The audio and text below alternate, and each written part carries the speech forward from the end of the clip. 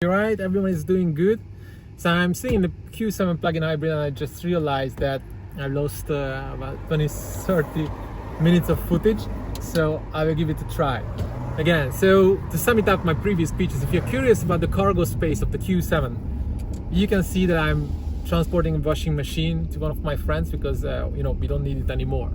So easily fitting, right?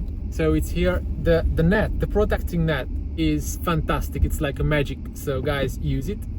It can save your life and so on. So use it. You can install it in 1 or 2 minutes. Let me know if you're struggling with that, and I'm going to show you how you can fit that. All right. The second thing I wanted to tell you that I've just moved and this car is fantastic. So we can pack it up. We can easily utilize everything about the car. The cargo space is working like magic.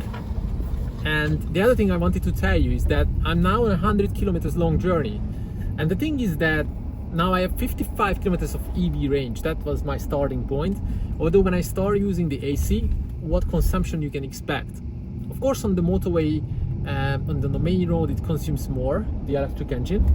But on side roads within the city, it has a really nice consumption. If you're a nerd, it's around 30-35 kilowatt hour, right?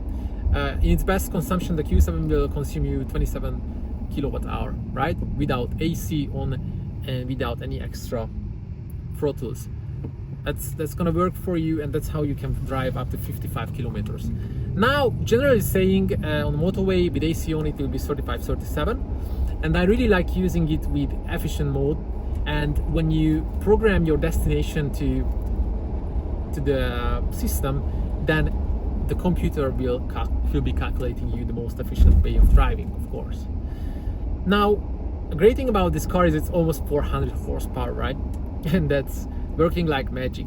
And can you recall the times? The first Q7, the white color was looking really good, 4.2 TDI, I think 360 horsepower was it? And the acceleration was like, I don't know, 7.2, 200 to reach 100. And this car is 5.6, 5.8. So it's like a sport car. And lots of people wouldn't expect that this car can feel like a sporty driving car. And it takes turns like magic. So, but at the same time, it's cruising, it's silent, it's a family car.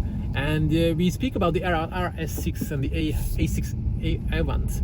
But generally speaking, this car can give you an even better feeling because you are sitting up on the top, and it's quite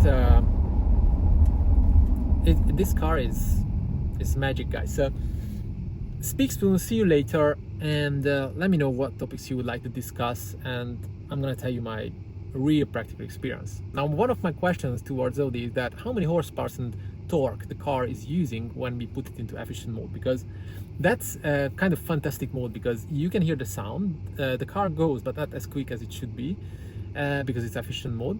But it's a sort of ideal optimal range, and I would be curious how much